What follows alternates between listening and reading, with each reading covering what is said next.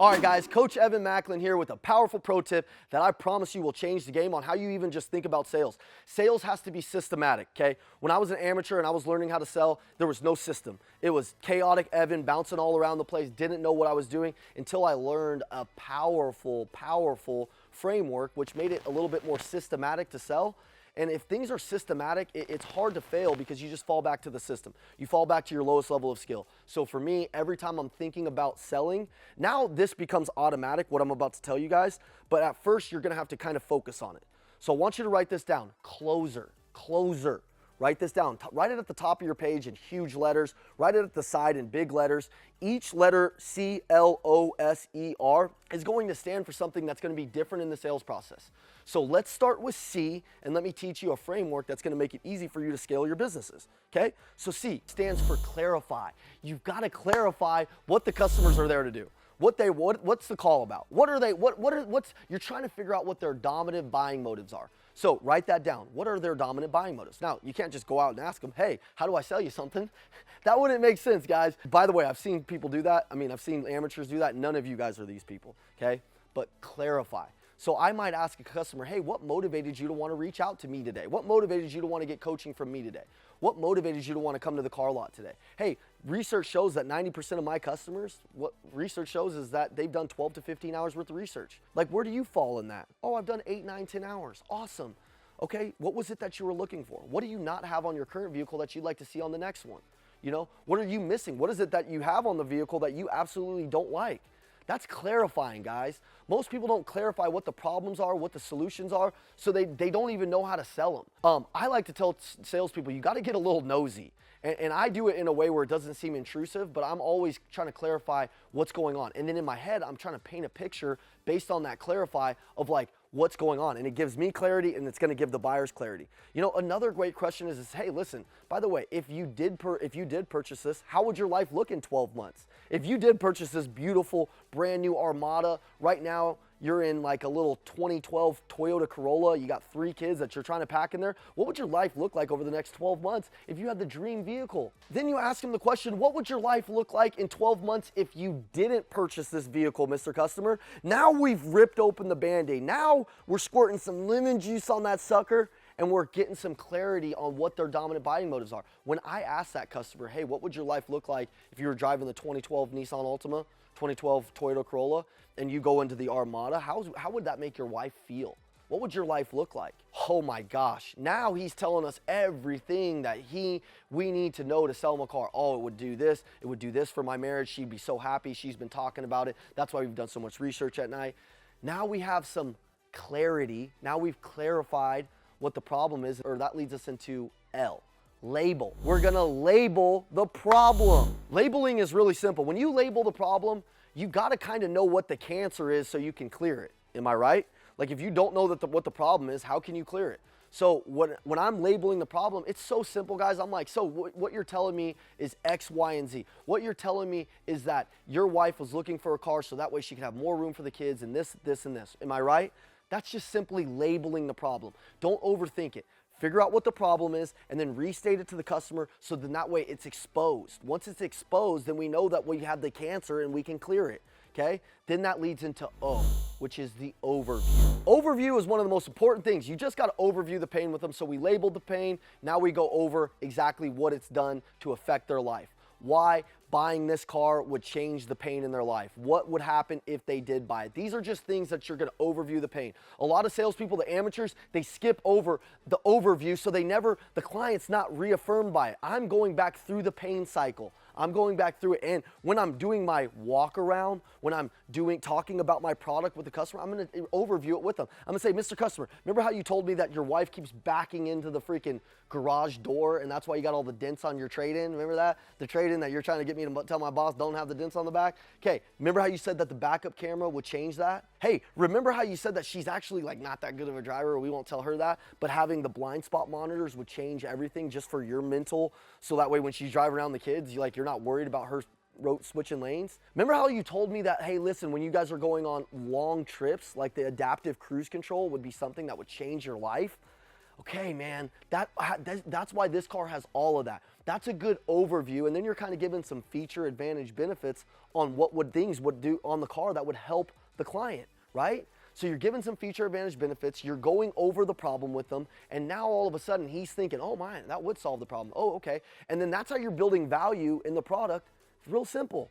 Got the overview. Now let's go to the S. Sell the vacation. So you got to identify 3 critical things that you can do right now. So write this down. I must identify 3 critical things that I can paint a picture and tell a story.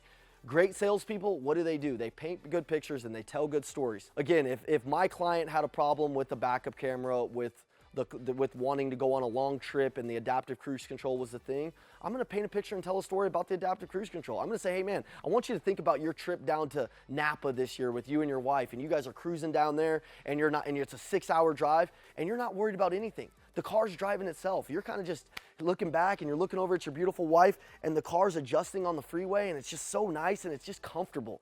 Like, think about not having to lay on the gas, your foot gets tired, all that stuff. You're never gonna have to do that again. In fact, this thing does the lane shift thing too. So it'll change lanes for you. It lets you know when somebody's on your side. It takes all the headache out of the deal. Isn't that nice? You would buy it for that feature alone, wouldn't you? See how I set that up? That's called a little trial close. You'd buy it for that feature alone, wouldn't you?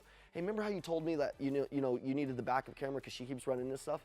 Well, just imagine that your wife is in the vehicle, your wife's in the car, and she looks back, and as she's getting ready to reverse, your 7-year-old runs out right behind her. Right now, you're not covered in that scenario. Like, there's some dangerous things that could happen, right? But now imagine you're in our vehicle. It's got the backup camera, it's got the blind spot monitors, it's got all that stuff, so it alerts you. Gosh, man, could you write a freaking check for the safety of your family? No, you couldn't, right? Let's write the check on this. Let's get this thing done, and let's make sure your family's safe. Now I'm selling the vacation. Now I'm painting the picture. Now I'm going over the feature advantage benefits. They're like, damn, dude, I'm fired up. Where can I sign? That's how you sell. So sell the vacation. Okay, E, explain away the concerns. Look, crazy people buy with no obstacles, no nothing. Like, in fact, when somebody comes in and they're just like, hey, I want to buy who wants to sell me a car? Like, I'm running from that person. Because 9 out of 10 times that person's got bad credit or they're crazy or something like that. So understand that explaining away the concerns is always going to happen. Have you drilled, practiced, and rehearsed what's going to happen on it? Understand there's only really 3 reasons why these people aren't going to buy. Number 1, you don't have the decision maker. Number 2, they're gonna stall. And number 3 is the price. So you gotta get used to having something to say on all 3 of those things where you can simply just explain away the concern. When it comes to price, guys, they just probably don't understand the value and you haven't conveyed the value right. Like, go back through your closer framework and figure out like what their problem was. Did you clarify it right? Like there's a breakdown in the process. And usually the stall just comes through pushing through and being able to articulate your words and make them understand that this is the right place to do business with and it's okay to borrow some courage from you. When it comes to the decision maker, rely on their past agreements that they had before they even came down to the dealership. I assure you, if they talk about their wife not being there, like you can say something and you can just ask a couple of questions. I'll go into a little word track, but you can ask a couple of questions. Here's what I'd say. Hey, listen, do they know that you're actually out here taking a look at a vehicle? Right? Do they know that like you have these problems that we talked about and this vehicle would solve your solutions, right? Do they know that? Okay, why would they be in opposition of something that they specifically know would handle your problem? They wouldn't be, right? Everybody, if you know Andy's word track, he always says, listen, can I ask you a question? Before you actually came out today, I'm almost certain that you and your wife had a decision or had a discussion on what the vehicle needed to look like in order for you to be comfortable making the decision, right? You said you love the car, you said you love the price, and you'd be extremely happy with the fuel economy and the safety, right? Listen, if I could save your wife the trouble of having to come all the way down here and you could be the hero that would make all of the freaking dreams come true on this purchase, would that offend your wife in any way? No, it wouldn't. Go on ahead, let's sign right here and let's make this deal work. Simple. That's a word track. I also showed you how to handle it in just basic discussion.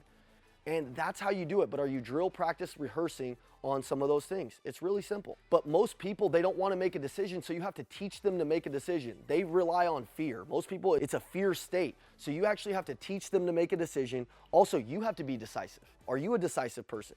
Because if you're decisive, like you can make decisions fast, then you can help them make decisions fast. You're going to have to confront decisions. You have to be the decision confronter. Like, write that down. I've got to be the person that confronts decisions fast. And do that in your own life too. Be the client that you want other people to be. I'm gonna explain something to you. If you needed coaching and you needed help, if I ask you to make a decision on coaching and getting help, are you the type of person that's like, oh, I gotta talk to my wife. I gotta go think about it. You're always the person who's gotta think about it. Well, no wonder your clients do, because you're not even good at confronting your own decisions. So that's a little hack. Be the client that you truly want other people to be for you. And if you can do that and you can confront the decisions and you can ask the right questions that I showed you how to ask, that stuff is simple. Let's go to the next one. The next one is the R. Reinforce the decision, man. This is a great one, especially if you got some committed sales managers, some owners around you. What I like to do is, people always have buyer's remorse. Like it typically happens a lot. So what I like to do is, every time, right when their customers are leaving finance, I got a nice little postcard, like a really cool postcard that I can write specifically about them. Like, hey, Karen, I saw you with your kids today. You're truly an amazing mother. Like the fact that you're a single mom, you're grinding hard to get the vehicle of your dreams. It's so awesome. If there's ever anything I can do, please let me know. And then I'm gonna hand it to them. You know, that's a way that you offboard the client, so it prevents buyer's remorse, and it reaffirms that you're the right person that they should have done business, that they did do business with, and they're pumped about it.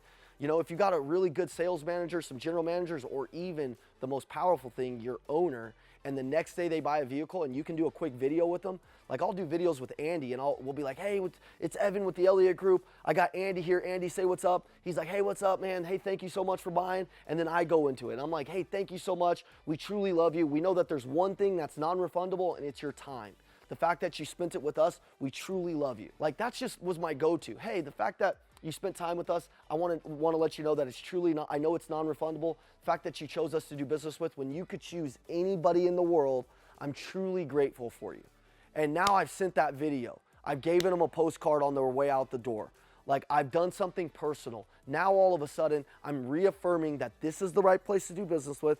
That way, when they go home, the buyer's remorse is eliminated, the deals stay clean. A lot of the times you see a lot of people go sell a lot of deals, or sell a lot of solar deals, or sell a lot of insurance, or sell cars, and then the deals unwind. They come back, they charge back. If you do this, then all of a sudden, not only have you sold the vehicle, but you've buttoned up the deal. That's the closer framework, guys.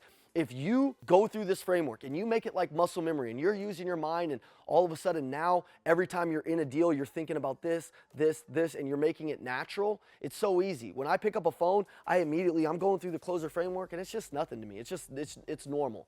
So those of you that are just starting out in sales, drill, practice, rehearse it.